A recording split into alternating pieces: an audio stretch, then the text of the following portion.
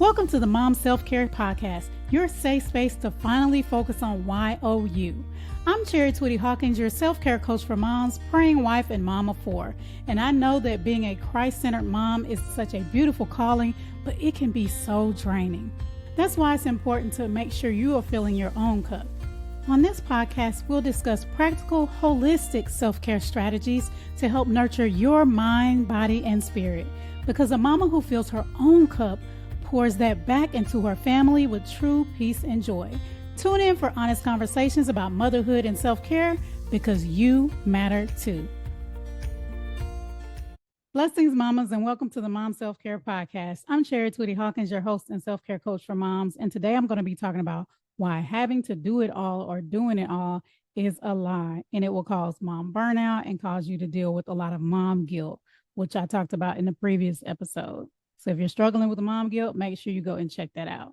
But this summer has been awesome. It's been more relaxed. I want to say it seems like the last summer, it's looked totally different, which I felt bad about sometimes. You know, again, that mom guilt starts to creep in. I'm like, why didn't it look like this? Why doesn't it look like that? But I have to remind myself that guess what?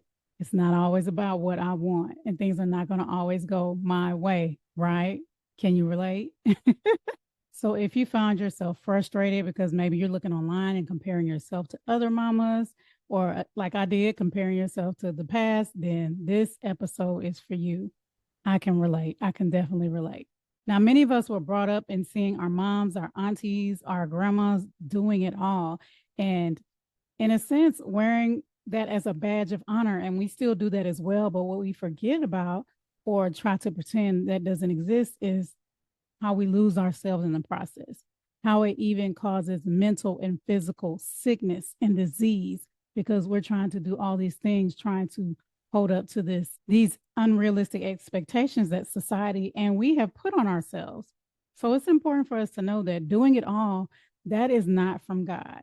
That is not from God. That's the world's expectations. Okay. That's the world's expectations. Now we are in the world, but we are not of the world. So we have to remember to separate ourselves mentally, physically, spiritually from what the world expects of us. And so that causes, as I mentioned, a mindset shift. And in Luke 10, you read about the story of Martha and Mary, where Jesus goes to visit, and Martha is busy doing all these things. And then Mary is sitting and listening to Jesus. And Jesus is like, Martha, why are you busy and anxious and doing all these things? You're focused on the wrong thing.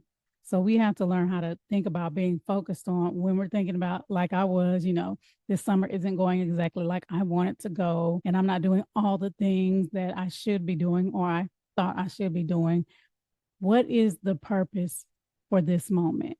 And instead of thinking, okay, everything needs to be perfect, I need to be doing all these things, focus on being present. So in this moment, even though, hey, we didn't get to go and do this, or I'm not doing all these things, how can I be present in this moment? It's very important to ask yourself that because often we are busy.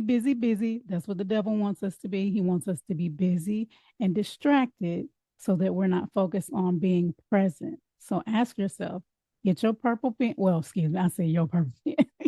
For those who listen to me, I usually have my purple pen. I have mine back there somewhere. But get your pen and write it down and ask yourself, think about some times when you were feeling anxious or frustrated or like you had to do everything and say yes to everything. Instead of thinking about it that way, ask yourself, how could I have been present in that moment or at that time or in the future for the upcoming rest of the week? How can I focus on being present? If you know there's something that you feel like if I say yes to it, it's going to stress me out, what can you do instead? What can you do instead? How can you be present? If there's something you want to do with your family, but you're feeling overwhelmed and you're like, okay, I really don't want to go out and be around all them people. Y'all know how it is, especially summertime, you're going to different parks and all these different things. How can I create precious memories with my family and be present and not say yes to all these different things and not get more overwhelmed and have more mom burnout? So ask yourself that, how can I be more present? And then going from that, focus on what really matters. So what are your priorities? If you said to yourself, this summer, I want to go visit more places, then do that. Focus on that instead of, I want to buy my kids all these things. However, if it's the reverse and you said, I want to purchase my kids more things, then focus on that versus I want to go and do all of these things. I don't know about you, but, and again, we're all different. We all have different love languages, but I'm big on experience. And my husband helped me with this more as far as the family is concerned.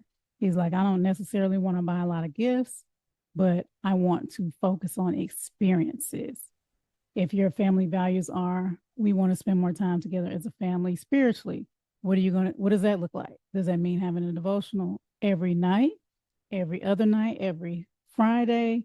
What does that look like for you? If you want to have game night, different things like that. Ask yourself, what are those priorities? And then focus on doing those. And anything that doesn't align with those, if somebody's asking you to do something, if you feel like in your head, nobody's asked you, but you're like, oh, I got to go do this. No, that doesn't align with your values right now in this season. It does not align with those values. So you have to learn that's a way to learn how to say, hey, no, I've written down, these are our goals. These are our priorities for this summer or whenever you're listening to this, for this winter, this fall, this spring, and everything else. I'm going to have to say no and let somebody else step in and do that. And that's okay. It doesn't make you a bad person. It makes you, what is it they say, work smarter, not harder. That's what you're doing. You're working smarter instead of harder. And you guys have heard me say that rest is sacred. It is. And I recently heard about a book called Rest as Resistance. And I said, oh, that's like a different twist on it. But, you're saying to yourself, hey, I'm going to rest despite that society wants me to be busy all the time, wants me to be exhausted, wants me to be super mom, super wife. So instead of that, you're saying, hey, I am going to rest as a form of resistance. So that's a different way to look at it. I was like, okay. But still with that same theme of it's sacred. This is yours. This is something you're saying, hey, this is for me. Okay, no, I'm not going to do it all. God doesn't want me to do it all because, yes, I'm in this world, but I'm not of this world, and I deserve rest. You deserve rest. So know that. Say it with me. I deserve rest. If you have your pen and your paper, write it down. I deserve rest. And it's up to you to do it. It's up to you to get your rest. It's not up to anybody else. So this week, I encourage you to pray about and write down and ask yourself and ask God, what is it that you are holding on to? What is it that you're doing? What is it you're saying yes to? What is it that you think you have to do that God is not asking you to carry? That God is saying you need to let go. You need to say no. You need to set boundaries. Pray and ask God to reveal those to you and write those down. And then start focusing on one thing a week that you need to start saying no to. Some will say focus on it for a month, especially if it's something that's ongoing.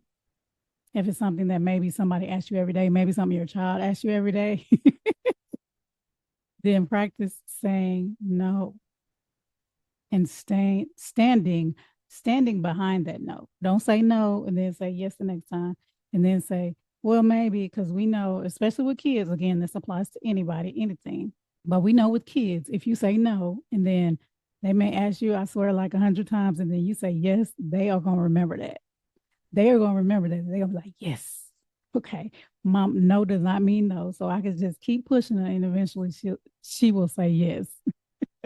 All right, ladies. Well, I hope this episode blessed you. Again, make sure you take notes, save this episode, come back and listen again. Subscribe if you haven't. Share with the mom you love and leave a review if this blessed you. Until next time, take care. God bless. Thanks so much for joining me for the Mom Self-Care Podcast. I hope you feel inspired to make yourself a priority too. If you enjoyed this episode, don't forget to subscribe so you don't miss a thing. Share this podcast with another mama you love and leave a review. Also, feel free to let me know what you would like to hear about in future episodes by visiting me on Instagram at CIC Inspire Me. Until next time, take some time to take care of YOU because you matter too.